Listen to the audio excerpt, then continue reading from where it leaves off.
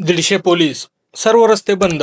पुण्यात रात्री 12 ते 3 दरम्यान नेमकं काय घडलं? मंडळी, पुणे शहरात बुधवारी मध्यरात्री मोठ्या प्रमाणावर पोलिसांनी धडक सर्च ऑपरेशन राबवलं.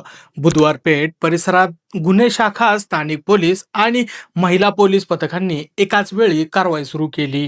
रात्री साधारण 12 वाजता सुरू झालेली ही मोहीम पहाटे 3 वाजेपर्यंत सुरू होती. या कारवाई दरम्यान संपूर्ण परिसरात कडक नाकाबंदी करण्यात आली. बुधवार पेठेकडे येणारे जाणारे सर्व रस्ते बॅरिकेड लावून बंद करण्यात आले होते. प्रत्येक वाहन, दुचाकी आणि संशयित व्यक्तींची थांबून सखोल चौकशी करण्यात येत होती. अचानक सुरू झालेल्या या कारवाईमुळे परिसरात एकच खळबळ माजली. पुणे पोलीस दलाने 50हून अधिक संशयित ठिकाणाची तपासणी केली. काही लॉज, भाड्याने दिलेल्या खोल्या आणि संशयास्पद हालचाली असलेल्या जागांवर छापे टाकण्यात आले.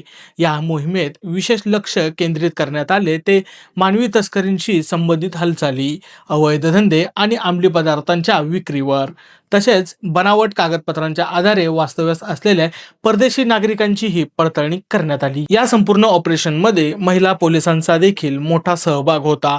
संवेदनशील भागात महिला पथकांनी स्वतंत्र तपासणी करत ओळख पडताळणीची प्रक्रिया राबवली. काही दिवसापूर्वी उघड झालेल्या एका गंभीर प्रकरणानंतर पोलीस यंत्रणा अधिक सतर्क झाली असून गुन्हेगारीला आळा घालण्यासाठी अशा प्रकारच्या अचानक कारवाया पुढेही सुरू राहतील असे संकेत वरिष्ठ अधिकाऱ्यांकडून देण्यात आले आहेत. एकूणच मध्यरात्री पार पडलेले हे कॉम्बिंग ऑपरेशन पुण्यातील कायदा, सुरक्षता आणि सुव्यवस्था अधिक मजबूत करण्यासाठी महत्त्वाचं एक पाऊल मानलं जात आहे. म्हणजे अशाच नवनवीन बातम्या पाहण्यासाठी आमच्या चॅनलला सबस्क्राईब करा, इंस्टाग्राम पेजला फॉलो करा आणि या व्हिडिओला लाईक करायला विसरू नका. धन्यवाद.